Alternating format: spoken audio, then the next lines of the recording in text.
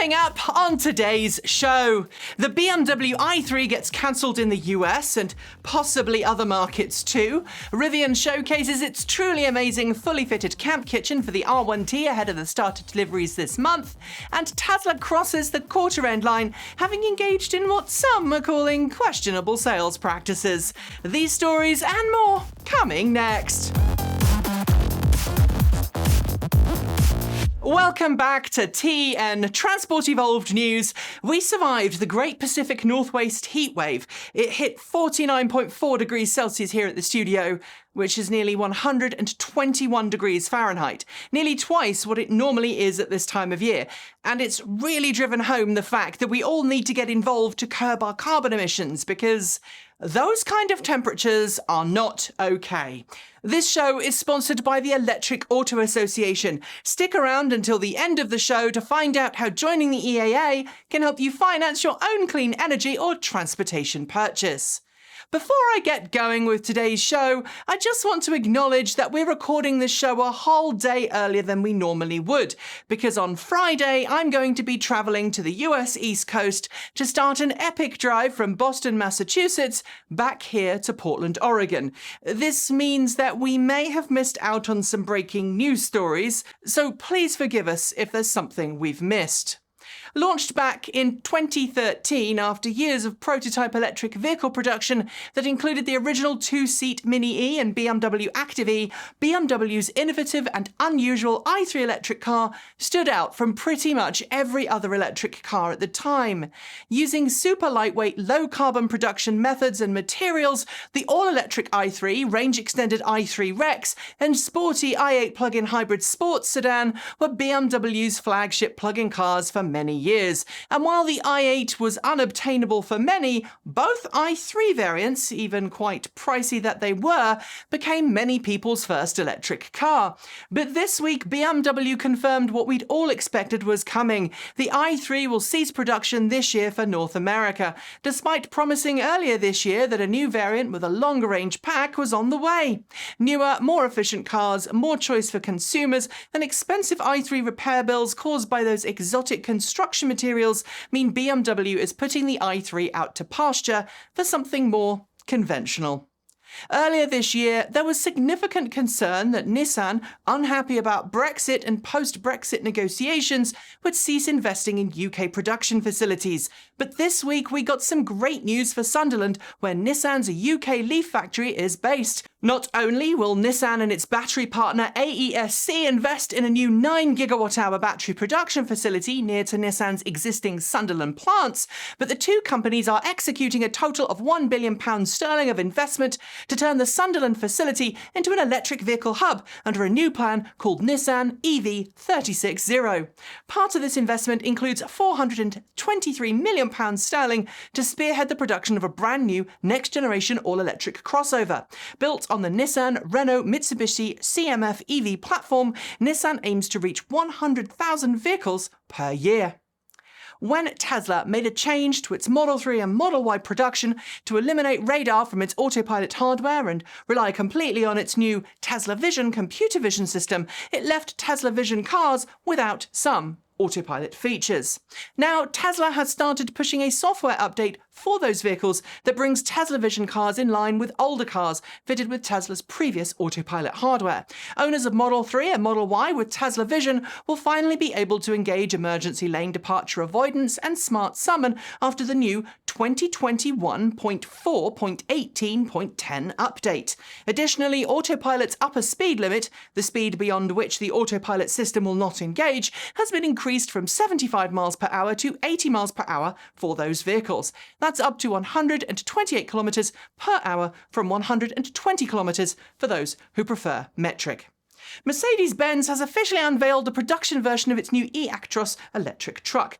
Designed for heavy-duty, short-radius distribution, this new version of the eActros uses a battery pack design made of modular 105 kilowatt-hour batteries, offering a total battery capacity of 315 with 3 modules or 420 kilowatt-hours with 4, meaning up to 400 kilometers, 248 miles of range is possible per charge. The eActros features a new rigid electric rear axle powered by twin electric motors attached to a 2-speed transmission. Individually, each motor can output 330 kilowatts continuously, but when combined, the total power output of the truck sits at around 400 kilowatts. Expect them on European roads in the very near future. Energica, the Italian superbike company that's made a name for itself in recent years, both on the trek and on the road, has announced a new motor for its future range of bikes. Called the EMCE, that's an acronym of Energica's name and the name of its co-engineering partner Mayville, the liquid-cooled motor is capable of outputting 126 kilowatts, 171 horsepower peak at 8,500 revs, and it weighs just 10 kilograms, 22 pounds less than its predecessor. Energica says that it will result in a relative range increase of between 5 and 10%, depending on the individual rider style. This means that if you like razzing your bike on the freeway, you'll see a modest improvement, but if you're like me and you're more about the journey than getting there fast, a full 10% increase in range might be possible. The new motor debuts in 2022 model year bikes. It was first teased a long time ago, but as Rivian gets ready for its production launch of the R1T electric pickup, we saw the first real-world demonstration of Rivian's optional pull-out camp kitchen for the same. Designed to fit in the gear tunnel of the R1T, the camp kitchen features a pop-out sink with water supply, a 2-burner electric induction hob, and drawers containing pretty much everything you need for making food on the go. But what's perhaps the most exciting about this incredible kitchen on the go is the fact that it's designed to be modular, meaning if you don't need your camp kitchen, you can simply detach it from your R1T and leave it at home. I've got to say, I'm in love, and it's making me wonder if I should have put a deposit down. What do you think? We've known for a long time that battery packs, be they home grid-tied or larger industrial scale systems, can help electricity grids smooth out peaks and troughs in grid demand. And now a massive 142 Tesla Megapack system in California has gone online in Ventura County. Called the Satikoi Battery Storage System, it was the alternative to a new gas peaker power plant. That's a power generation station that comes online just to supplement power during high-demand periods. Since local residents of the coastal city of Oxnard didn't want a gas peaker plant, a battery solution seemed like a far more sensible option. According to Tesla and local utility Southern California Edison, the battery plant can provide power to the entire city for more than 4 hours. Hot on the heels of its successes with a tunnel system linking the Las Vegas Convention Center's various exhibition halls with the Las Vegas Strip, the Boring Company is now looking like it might get to build a new tunnel system, this time in Fort Lauderdale, Florida.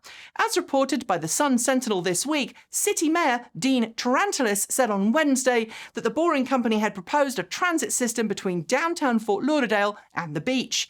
If approved, a pair of tunnels 3 miles long, one for each direction, would transport riders between downtown and the beach for as little as $5 each, utilising a similar system to the one now in operation in Las Vegas. Watch this space. As Tesla rushed towards the end of June, and thus the end of the quarter, some outlets, including Electric, reported frustration with the way that Tesla was handling its end-of-quarter push.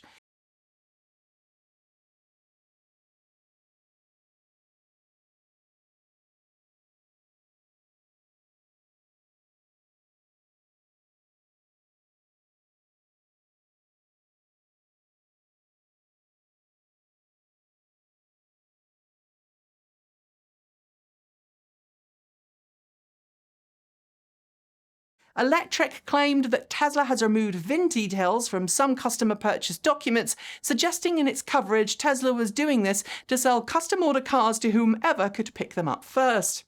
It also claims Tesla staff were instructed to forego vehicle delivery orientation walkthroughs in order to push more cars through at quarter's end. Thankfully, however, Tesla does at least have an online guide that's available for first-time owners.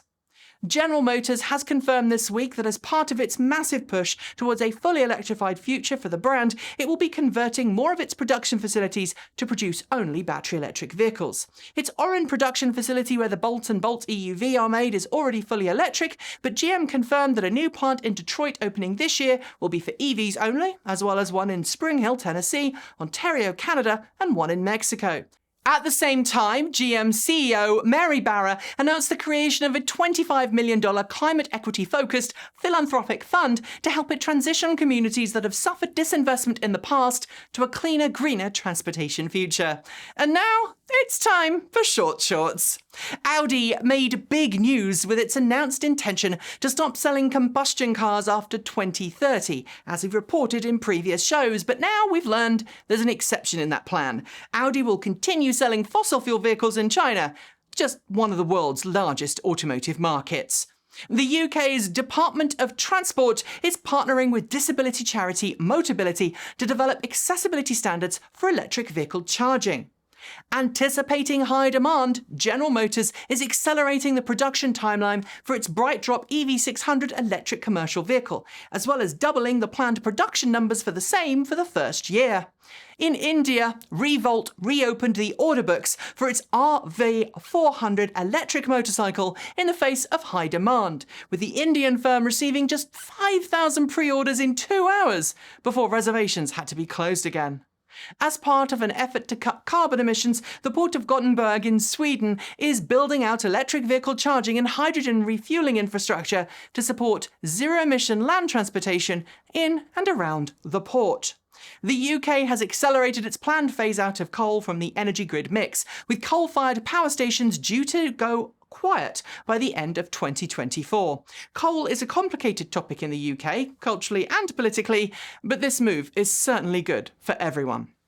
Volvo Trucks has released technical details about its upcoming FH, FM and FMX electric heavy-duty trucks. With production due to start in the latter half of this year, an impressive array of figures, we just cannot wait to see them out on the road hauling freight.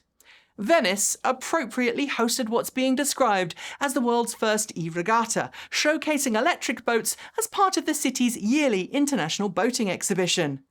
Days after a brutal heatwave shattered its previous records, Canada's Minister of Transport has announced the country will ban the sale of new fossil fuel passenger vehicles by 2035.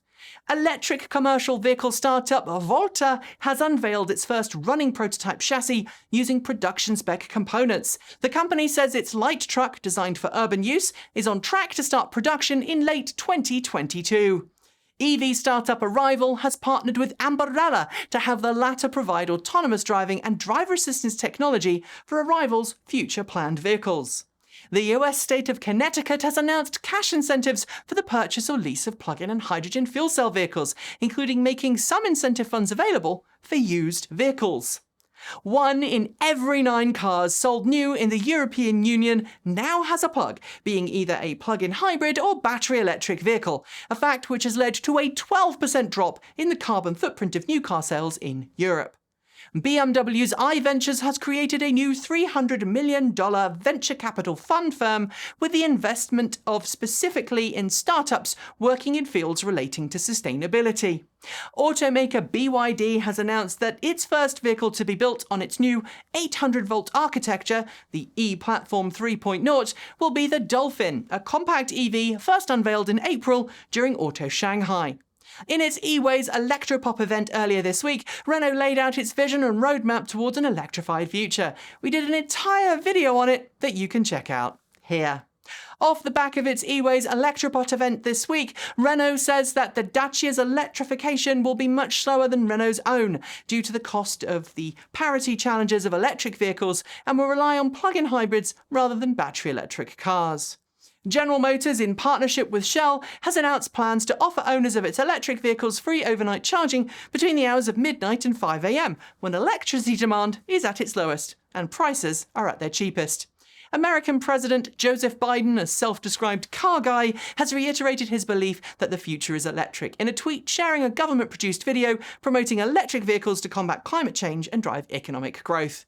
Renault wasn't the only European automaker with a big event this week. In more than a 4-hour presentation, Volvo laid out a detailed plan for the brand's electrification and safety advancements over the coming years. Like the Renault video, you can see it here.